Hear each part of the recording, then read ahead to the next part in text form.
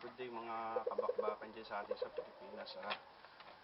Ako nga pala si Ding, komentador, taga dito, Dublin, Ireland. Gusto ko lang ipakita sa inyo yung mga bago kong biling manok na dito sa Ireland.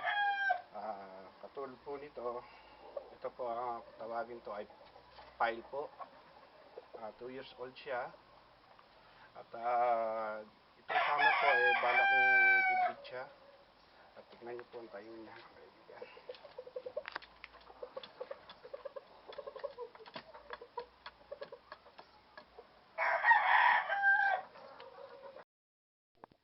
Bali, ito naman pong pangalawang hawak ko.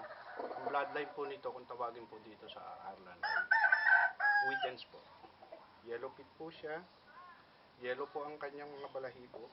2 years old na rin po siya.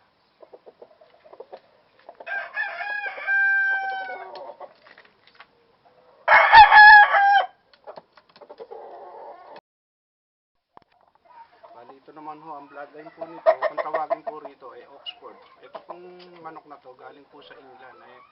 Pasensya na po kayo at may sugat sa ulo kasi po nung kinuha ko ito doon sa farm, nakawala po ito at nakalaban yung mga nakakorting doon. Yun, napatay po niya. Bali 3 years old na po rin siya. Bala ko na rin i-breed ngayong summer.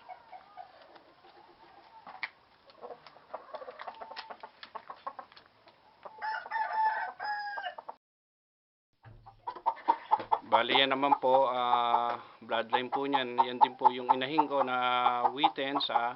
Diyan ko po i-breed yung tandang kong Wheatens, mga kabakbakan.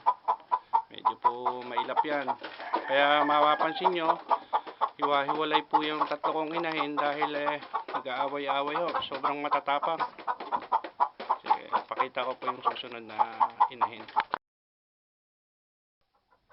Bali, ito naman po, yan po yung original na pile. Kung mapapansin nyo po, may tapi siya sa ulo. Diyan ko naman po i-breed yung tandang kong pile this summer. Mali lahat po yan, matatapang, kaya hiwa-hiwalay. Ayan na po, masyado po silang mailap, kabakbakan. Papakita ko po isa ko.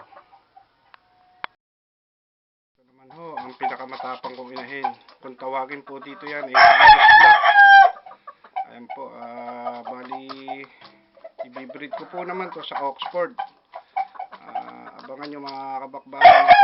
Pag nagka-anak, papakita ko rin po sa inyo. Itong mga anak nito, bala ko pong dalhin dyan sa Pilipinas at bala ko pong mag-start ng farm dyan. Sakali, awa ng Diyos sana. Yan po ang pangarap ko sa matuloy.